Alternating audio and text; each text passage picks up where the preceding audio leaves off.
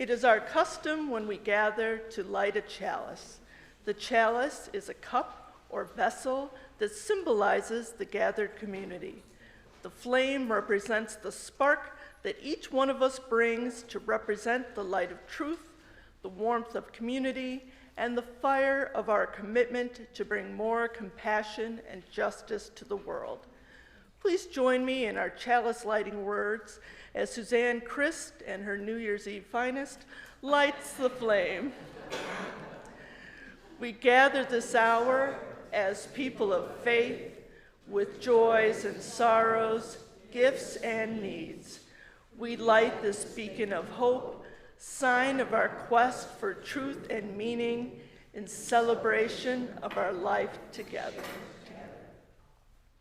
Each week, as we light the chalice to symbolize the gathered community, we also acknowledge that our church is built on holy ground, ground that was first cultivated and occupied by the Haudenosaunee and those known as the Neutrals. We offer this libation as our giveaway, a symbol of our respect for and deep connection with the land.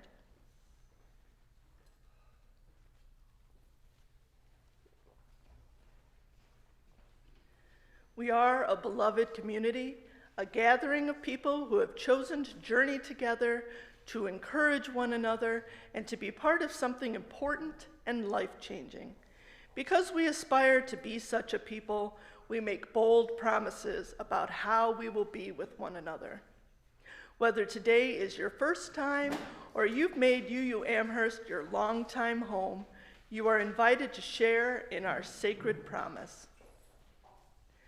Together we promise to gather in compassionate community, to celebrate diversity of thought and unity of spirit, and to seek wholeness for ourselves, our children, and our world.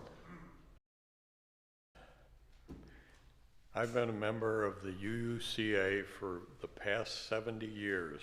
I would like to share with you the positive impacts the church and its members have had on improving me and others during the church's existence. In 1954, the Universalist Church in Buffalo was sold, and the Unitarian and Universalist churches merged and purchased a church in Williamsville on Les Robles Street so they could have two churches for all church members. My family had moved to East Amherst in 1951 and attended the Buffalo Unitarian Church. And from day one in 1954, we began going to the UU Church in Williamsville. At that time, the northern suburbs of Buffalo were expanding rapidly, and so many people began attending the UU Amherst Church that there wasn't enough room for all the children of these members to be taught religious education in the basement of the church. Initially, the UUCA began holding some of the church school classes at other facilities in Williamsville, like what was then called the Bachelor of Arms, but had been the Old Stone Schoolhouse. Since the owners at that time had been holding meetings and events for adults, when we held our 5th grade class on Sunday to learn about Jesus at the building, I constantly smelled smoke.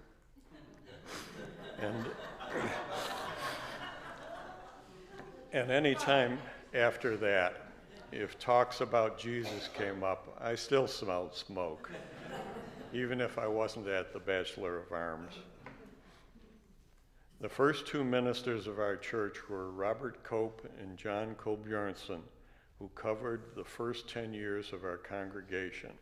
We still lack space in our Los Robles church for church school, so I also wound up being taught on Sundays at the YMCA building a block from the Amherst High School and at Park School on Harlem Road in Snyder. But the course that had the biggest impact on me was the one taught to 8th graders called The Church Across the Street, which was written by Sophia Lang Foz, whose picture is now on the door of our RE office. We read a chapter about the religion of Lutheranism, for example, on one Sunday, attended a Lutheran church the next Sunday for church service, and then discussed the service at our church on the following Sunday. It made me feel very grateful that the UU Church of Amherst had taught me what UUism and other religions believed so that I could make the decision that this is where I belong. Reverend Kolbjarnson asked 3 of us to speak for a few minutes at one of our Sunday church services to discuss our experiences in the Church Across the Street program.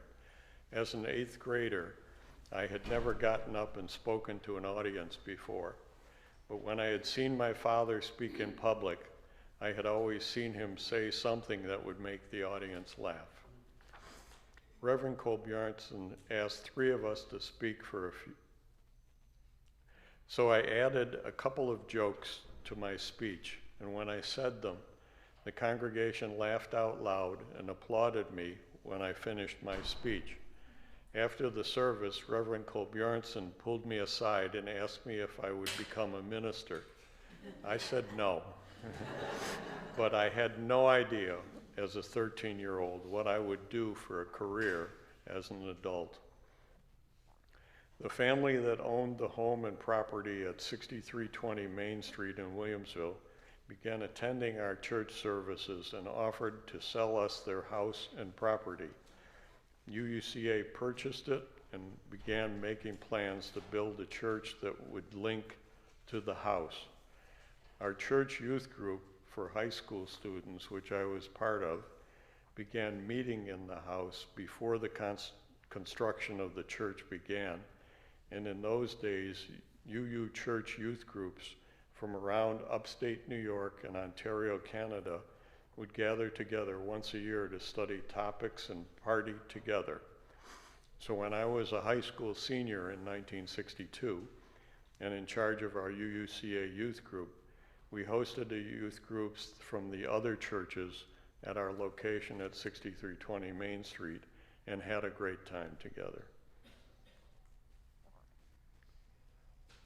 Oops. And when the church was completed in 1964, it looked like this and was linked to the house on the property. Of course, by this time, I was attending college out of town, but during the school breaks and summer off, I would come home and hope to see kids I knew from church at the UUCA services. Now, I should also mention that there was a camp for us UU kids in the Adirondacks called Unirondack. And I think I was 11 or 12 when I began attending it. And when I was in high school, I made good friends with UU kids who attended Unirondack from other UU church schools in New York State. As high schoolers, we would be asked to do performances and skits at the Unirondack, such as these. In the pictures on the left, I can't quite remember who I was pretending to be, but I think I was some sort of Middle East priest. And on the right, I'm leading a song we made up while I swung a saw to lead the singers. We were so good at working together to do these performances. I'm sure the adults and ministers who attended were very impressed. And the singers not only enjoyed making up posters for the songs, but another time we pretended to crucify Jesus. So you can see why UU high school kids would want to get together at a UU church in upstate New York annually for more learning and celebrations like we experienced at Unirondack. And these meetings would include UU kids who couldn't make it to Unirondack.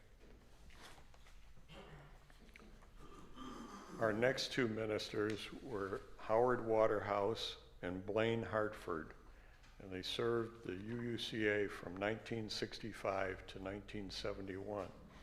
Since I was attending college in Schenectady in New York City, I only saw these ministers when I came home from college during summers and holidays. Once I graduated, I took a full-time job in New York City, and then I only took a few trips to see my parents, but I still attended church with them, hoping to see the kids I grew up with then. I always enjoyed the sermons I saw given by Reverends Waterhouse and Hartford, and I heard some interesting church events they ran. And construction of the church school building was completed in the late 1960s and connected to the north of the original house of 6320 Main Street. The house became the offices for the minister and workers of the congregation, while the junior and senior high groups met in the rooms on the third floor. Paul Treat and Felix Lyon became our next ministers, covering UUCA from 1972 to 1981. When I moved back to Western New York in 1974, I began spending more time with my family at UUCA, but the business I worked for then transferred me to Chicago in 1976. In 1979, I was hired to computerize the American Steamship Company headquartered in Buffalo, and despite the different jobs I've held since then, I've attended UUCA regularly. Carl Tichenor became our minister in 1981.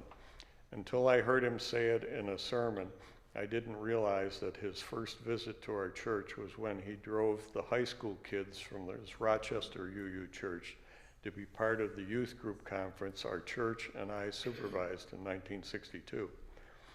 In the 1970s, Carl studied to become a minister, and we were the first church to hire him once he completed his degree. What I remember most about his sermons was that he could make us appreciate and laugh and cry at whatever he chose to say. And in 1987, he ran a service about AIDS, at which Carl had some church members hand out condoms to protect men from catching the disease. The topic was promoted before the day of the service, and a number of people and newspaper reporters showed up at the UUCA to protest the service while the service was performed. My father got a big laugh by pointing out the misspelling of the sign being held by one picket group, and several newspapers around the country published articles about the event. In addition, videos of the service were made by some of the national TV networks, and one was sent to BBC England. Pamela Twycross was one of the members handing out the condoms back then. And the next day, Pam's mother called her from England to say that she had seen a clip of Pam on the BBC. Pam thanked her for seeing her. Maureen Tichenor began getting education to also become a minister, and she started visiting the University of Buffalo, as did ministers of other churches, to talk with college students who wanted advice about religion or needed to attend church like the one they belonged to in their hometown. In the late 1980s, Pamela Twycross suggested that a memorial garden be created on the church property where ashes of deceased members could be celebrated and buried after a funeral service. As you can see, once the funds were donated, she began building a memorial garden on the front lawn of the church and planted several arborvitae shrubs to protect the garden. In addition, she added a patio and a bird bath where the members and the minister praise the deceased church member and bury the member's ashes. Starting in 1991, Carl and Maureen Tichenor began serving as co-ministers, and one of them would run a service on one Sunday, and on the next Sunday, the other would run the service. During the 1990s, our church didn't have enough space for a dining room, so building what is now our entrance room, the dining room and the kitchen began. We labeled the dining room the Emerson Room, where we could also do UUCA board meetings, church parties, and committee meetings. These added spaces also allowed us to begin the rummage sale to raise money for the church. Obviously, most of what we sold had been donated by church members, and we needed many people to participate in the sales. We would organize by setting up items in the Emerson room, the church, the living room, and the house. Then we would hold the sales on Friday afternoon and then on Saturday. We would stop sales at lunchtime on Saturday so as UU workers could eat together, and then we would continue selling clothes, dishes, computers, books, and toys. Late in the afternoon, we would close the sales and start cleaning up the church. I even got to adopt the bacon shirt that you see there that was donated so that I could help run the sales and answer any questions from people who came in to buy goods.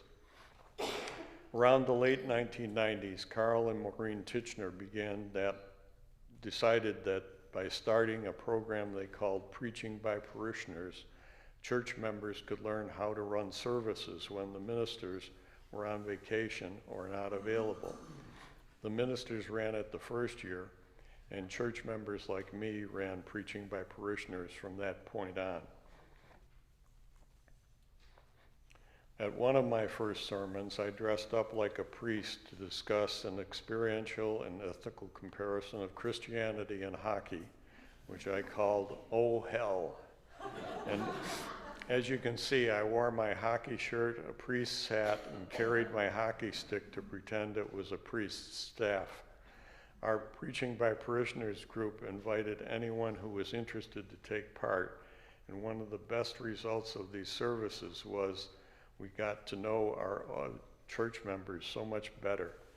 In addition, we would hear topics that we would like to talk with them about after the service. We invited members of our other Western New York UU churches to take part in our group to develop their own sermons. Some of them gave a sermon at our church, and I gave my sermon at 3 other Western New York churches. I was startled to find my name listed outside the Hamburg church on the day I gave my sermon, and this was true for all 4 years I gave a sermon there. I also enjoyed sermons at our Niagara Falls and East Aurora churches, and every time it was a repeat of the sermon, I'd given recently in the UU Church of Amherst. At our Preaching by Parishioners meeting, we would gather at the church, and once we had written sermons, we would give them from the pulpit for the other group members to question or comment on. In particular, I would always look up at the group members to see their reactions as I was speaking. Did they laugh when I made a joke, and did they not look confused when I went into details about something?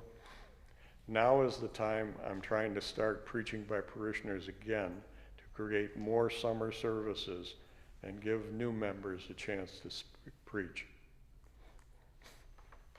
Reverend Tim Ashton became our minister from 2004 to 2012.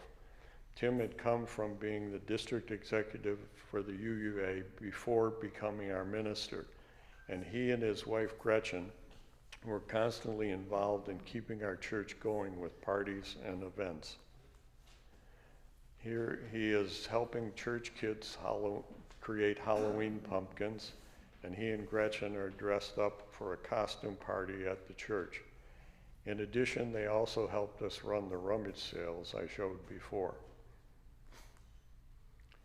One time, Tim and Gretchen ran a murder mystery party where all 12 of us were assigned to being a character. We each had to dress to look like that character before we arrived at the party. And as you can see, Pam and I were asked to be different types of characters. There was a dinner at which each of us would be given further information in writing about our character, and we had to pass on the information verbally to the others at the dinner table. Then more information would be passed on to us to present, but even the person who was the murderer wouldn't find out until late in the dinner when that information arrived. And after the dinner dessert was served, we all had to say who we thought the murderer was. In spite of the dinner conversation, I don't think anyone, including me, guessed Pam was the murderer, but she was.